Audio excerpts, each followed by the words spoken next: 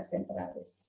Masif, kalau masif itu meluas ya, meluas. Mulai dari portal sampai vena centralisnya. Tidak terpola ya. Fibrosis merupakan salah satu manifestasi akibat radang hati kronis. Pola dan bentuk fibrosis dapat menjadi indikator patogenesisnya. Arti fibrosis tergantung dari efek fibrosis tersebut dengan melihat adanya penurunan fungsi hati yang normal. Pada jaring hati normal, fibrilar kolagen 1 dan 3 merupakan jaringan penghubung utama pada area portal dan vena centralis. Stellate cell atau lymphocyte cell berperan penuh dalam pembentukan fibrosis.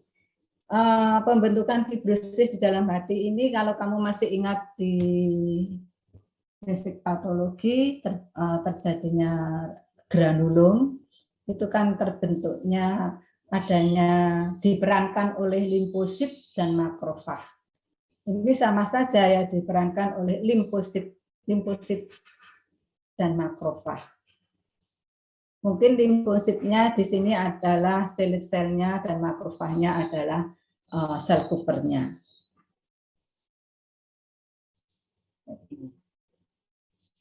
Sirosis, penyakit kronis pada liver, tersifat dengan replacement of normal tissue.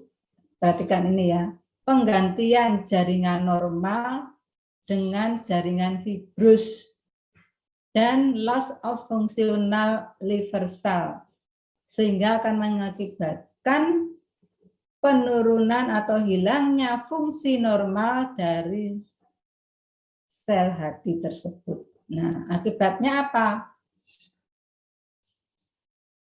Ingat fungsi normal dari hati tadi.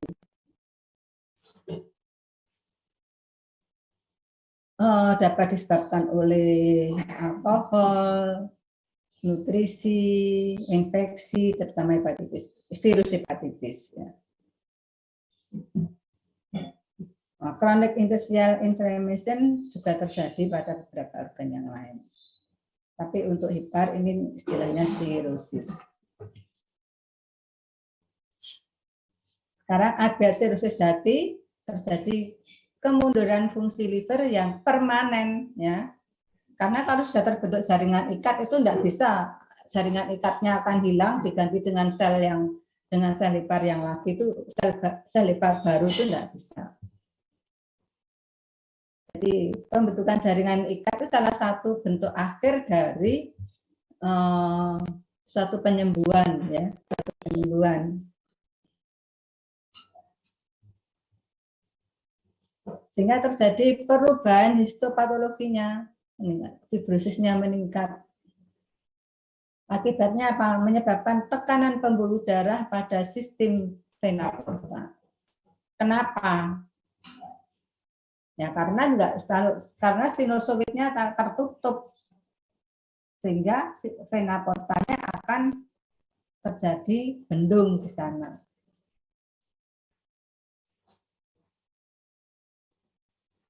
Pada fibrosis itu berarti peningkatan jumlah metrik ekstraseluler sama halnya dengan pergantian jaringan kolagennya. Pada fibrosis hati terjadi peningkatan kolagen 1, 3, 18 ya, di dalam parenkim atau pada area hati yang nekrosis atau spisodis. Nah, ini hanya bisa dilihat dengan pewarnaan imunohistokimia mungkin ya. Terjadi fibrosis, kemungkinan terjadi peningkatan kolagen 1, 3. Nah, ini patogenesisnya seperti ini. Stellate cell yang teraktivasi, ya, stellate cell itu ada di bawah ini. Kemudian sel Kupper yang teraktivasi, ini sama dengan makrofag yang teraktivasi, dia akan mensekresikan TGGF, tumor necrotic factor, terjadi endothelial contraction endotelin 1 chemotaktis terhadap makrofag chemotaktis protein PDGF, itu adalah platelet derived growth factor. Stellate cell yang teraktivasi akibat reaksi inflamasi tadi akan menyebabkan myofibroblast, terbentuknya myofibroblast, proliferasi, kontraksi dan chemotaxis dan fibrinogenesis. Sehingga akan terjadi peningkatan jaringan fibrin di sini.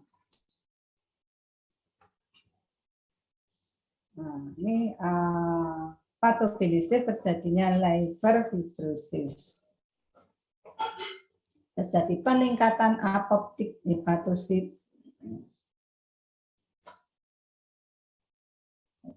Ini sama halnya pada pembentukan jaringan ikat, jaringan granulum pada jaringan di luar tadi, di mana peran dari limfosit dan makrofag itu sangat berperan di sana.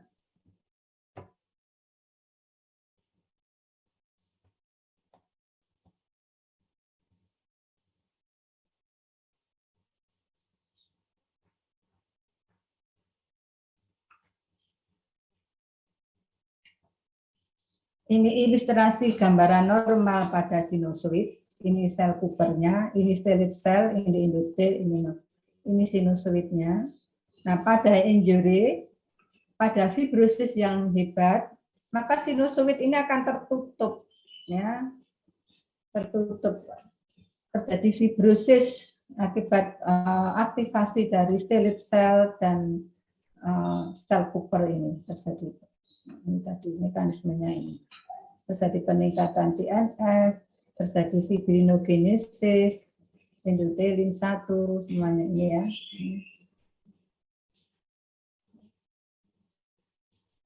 Hepatosit akan disfungsi dan mati. Ini akan rusak, mati semua, digantikan jaringan ikat. Ini.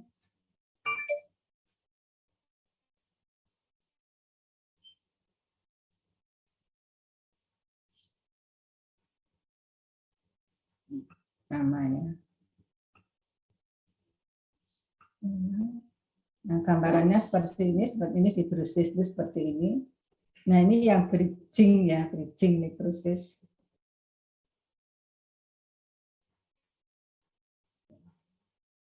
Kalau yang kronis ya sel-selnya banyak sel limfositnya, kemudian banyak sudah mulai terbentuk banyak jaringan ikat, sel hatinya banyak yang nekrosis. Nah, seperti ini. Ini di periportal. Menurut distribusi jaringan ikat, fibrosis terpola menjadi dua bentuk, yaitu perilobular, ya, perilobular dan intralobular.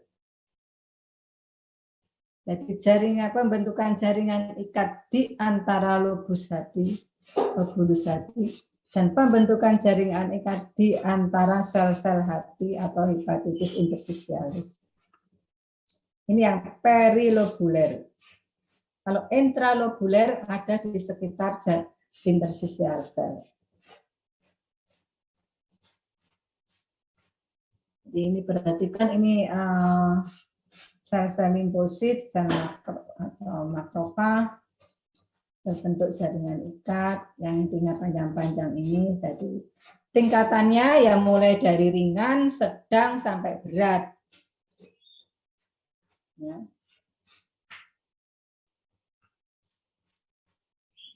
Makin lama ini makin, kalau agen infeksiusnya bercokol di situ terus tidak hilang-hilang, ini makin lama makin lebar.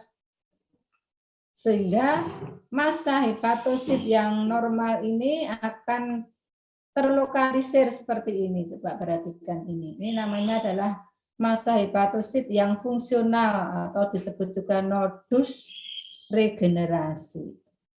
Ini kalau letaknya di permukaan hati, di permukaan pinggir sini, ini akan membentuk suatu nodul-nodul tadi. End stage liver of cirrhosis, jadi stadium akhir dari cirrhosis, akan terjadi hilangnya susunan normal dari parenkim tadi, ya. Kemudian terjadi hiperplasi ductus bilivirusnya akan tampak nodul regenerasi yang dikelilingi oleh fibrosis. Nodul regenerasi ini dikelilingi oleh fibrosis. Ini perjalanan akhir dari fibrosis.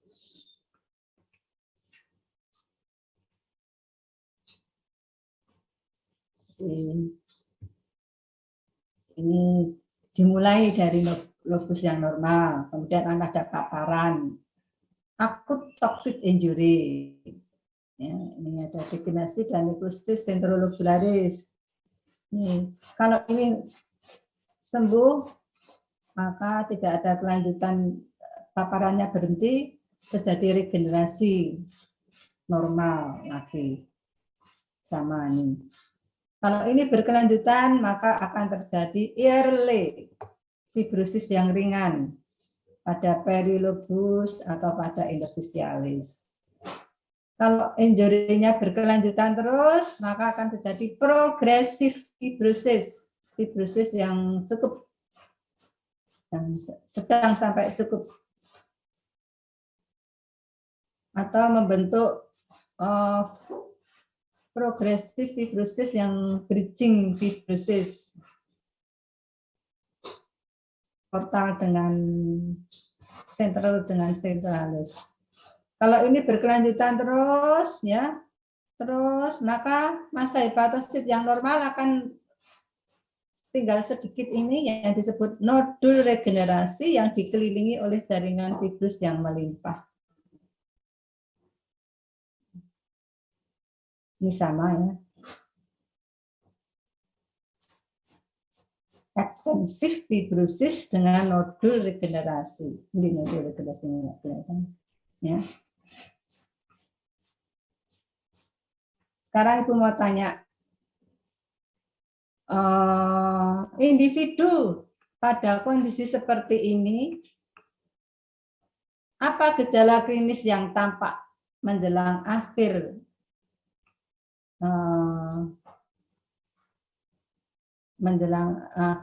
hayatnya dengan kondisi seperti ini?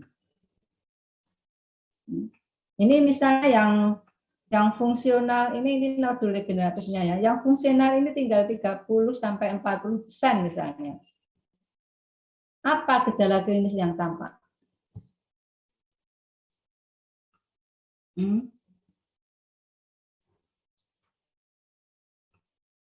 Nah, seperti ini nodul regeneratif ini. Jadi masa hepatosit yang normal tinggal yang ada di nodul itu kira-kira 40-20%. Kemudian yang padat-padat ini adalah fibrosisnya, dikelilingi oleh jaringan fibrus. Apa gejala klinis yang tampak?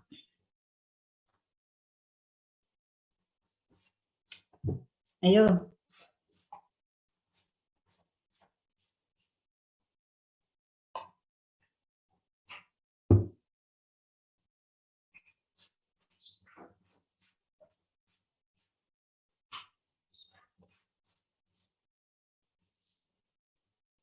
Gede mana gede?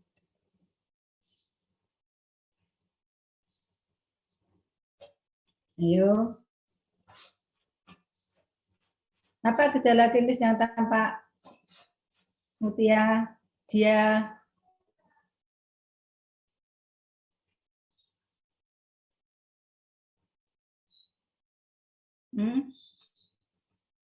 Kalau kondisi tadi seperti ini, ya, jadi yang fungsional itu artinya tinggal segini. Apa yang kelihatan, gejala klinis yang kelihatan?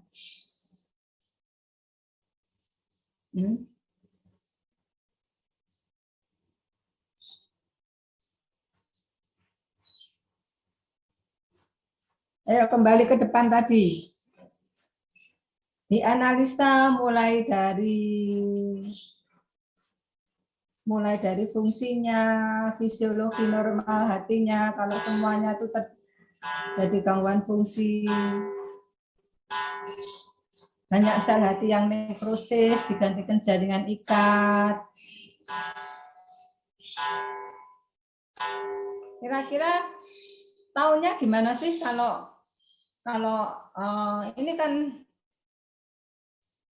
misalnya individu dengan kondisi seperti ini kan tidak kelihatan ya, masa pada waktu dia masih hidup, masih berjalan normal, ini kan tidak kelihatan nih, belum menunjukkan gejala klinisnya kan tidak kelihatan.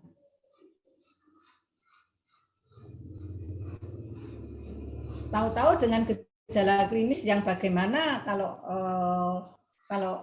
oh ternyata anjingku atau kucingku itu kemarin tuh kayak gini bla bla bla bla gini, ternyata ada gangguan terjadi hepatitis yang kronis. Kan tidak langsung mati teksek ya. Ini kan proses.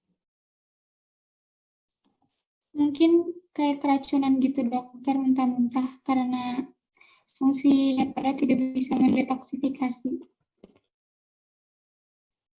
Ya bolehlah. Yang lain itu tidak khas, tapi muntah-muntah kan bisa intoksikasi, bisa muntah-muntah tapi terus sembuh lagi kalau intoksikasi. Muntah-muntah. Apa? Mungkin menguning ikterus. Ikterus, betul. Tapi kamu harus bisa menjelaskan loh ya, kenapa jadi ikterus. Betul, ikterus. Kenapa? Bukan enggak dijawab sekarang. Mau kamu jawab terserah, mau enggak terserah, ya. Hari gitu loh kampung. Ikterus benar. Terus apa lagi?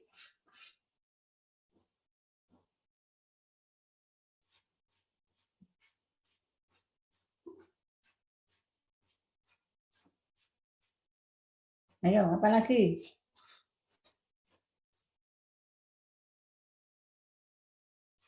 Orang yang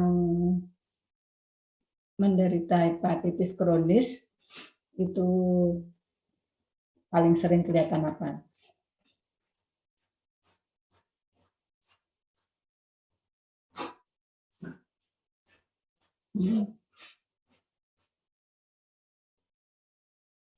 Apa?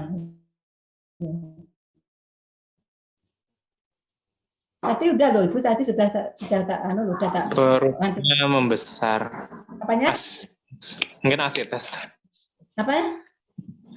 Apakah asites, Dok? Betul, asites. Ya. Dua itu yang sering timbul.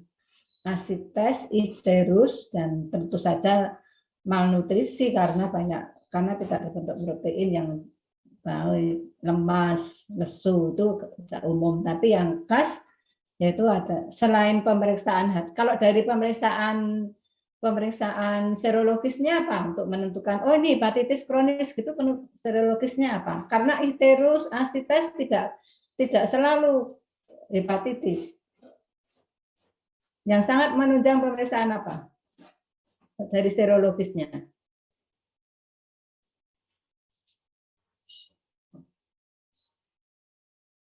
Enzim yang keluar dari sel hati yang nekrosis yang masuk ke peredaran darah yaitu SGPT, SGOT-nya.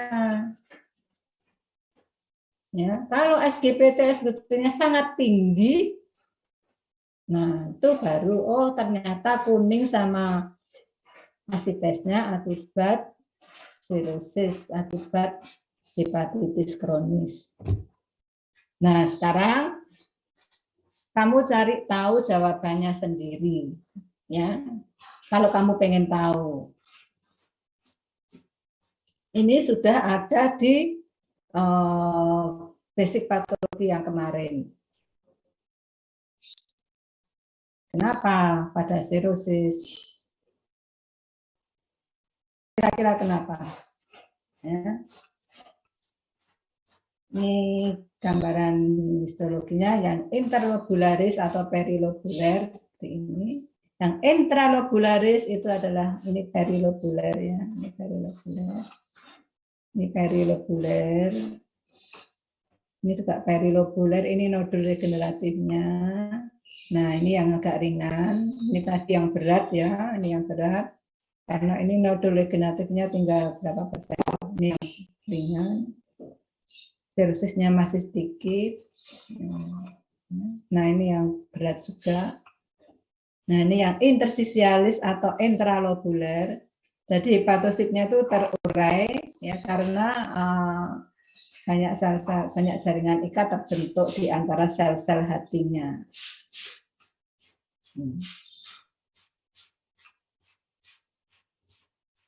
Penyebabnya banyak sekali ya, hipertoksin, kolangitis, kronik kongesti atau gangguan jantung kanan,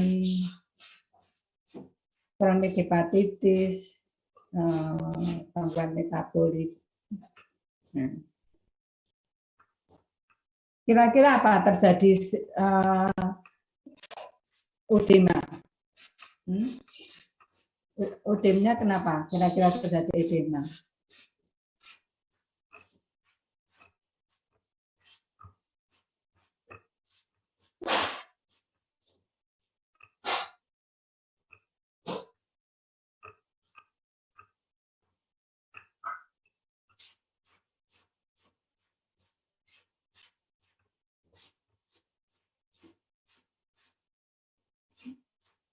Yang mana ya? Ini.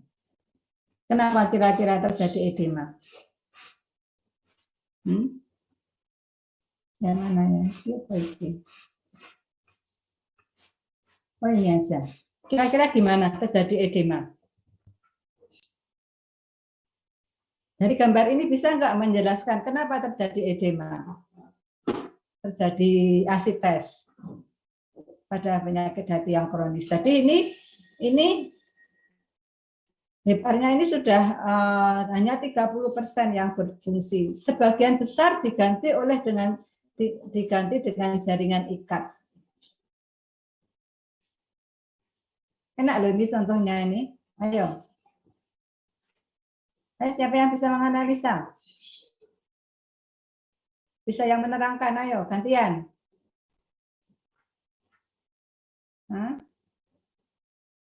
Ayo. Masa anak 50 nggak ada yang berani ini menjelaskan, memberi penjelasan.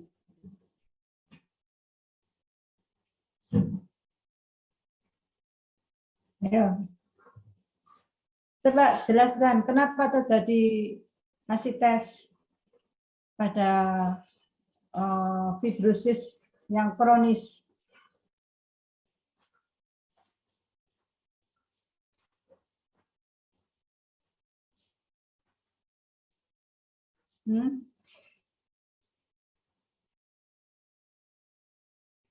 Ini vena porta dari intestin menuju ke hepar.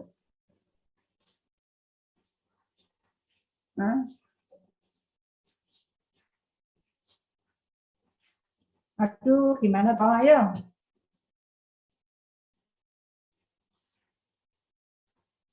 Akbar, dia, Mutia, siapa sing kebaca iki ya?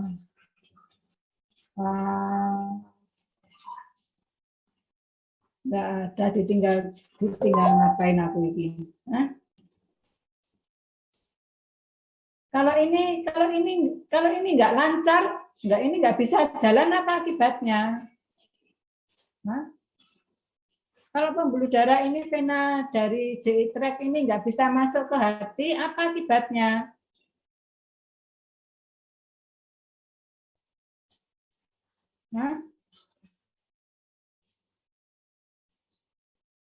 Terjadi peningkatan tekanan hidrostatisnya, Dok. Ya terjadi bendung dulu.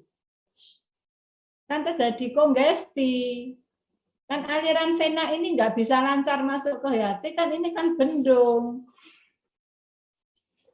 Kamu bayangkan ada aliran darah yang terjadi tidak, karena di sini banyak jaringan ikat, maka dia akan terhambat, nggak bisa lancar masuk ke hati. Ini akan menjadi bendung. Kalau bendung terjadi kongesti. Kalau kongesti ya tentu saja terjadi peningkatan tekanan hidrostatik. Sehingga akan terjadi transudasi atau edema. Ya. Jadi cairannya yang dari vena porta ini masuk ke rongga perut. Sekarang kalau edemanya di pembuluh-pembuluh darah di usus ini terjadi apa?